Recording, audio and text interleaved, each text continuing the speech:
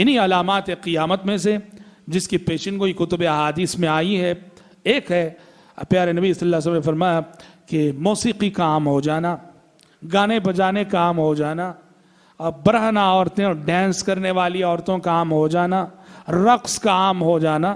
اور آپ دیکھ رہے ہیں یہ سب کہنے کی ضرورت نہیں، آج موجودہ دنیا کا منظرنامہ ہر طرف یہی. آپ صلی اللہ علیہ وسلم نے فرمایا کہ میری امت میں 3 چیزیں ہوں گی، میری امت کے مستقبل میں 3 طرح کے عذابات آئیں گے، خسف وقذف ومسخ. 3 عذاب آئیں گے. کہا کہ خسف، قذف اور مسخ. خسف ان کے معنی زلزلے کے ذریعے زمین میں دھسا دیا جانا، قذف ان کے معنی آسمان سے پتھروں کی بارش کا ہونا، اور مسخ ان کے معنی چہروں کا جو ہے مسخ ہو جانا، بندر بن جانا، فلاں بن جانا، فلاں بن جانا. پہلے نبی نے کہا میری امت کے مستقبل میں یہ 3 عذاب آنے والے ہیں، زلزلے کا عذاب بھی، آسمان سے پتھروں کی. اللہ اکبر. آپ کو معلوم ہے رشیا میں، روس میں جو ہے سال گزشتہ یہ ہوا، پتھر برسے، پتھروں کی بارش برسی، کتنے انسان زخمی ہوئے. رشیا میں ہوا یہ، واللہ. سمجھ رہے کہ نہیں؟ کیسے پیارے نبی کی ایک ایک بات آج اللہ کو قدرت کی نشانی ہماری آنکھوں کے سامنے دکھا رہا ہے.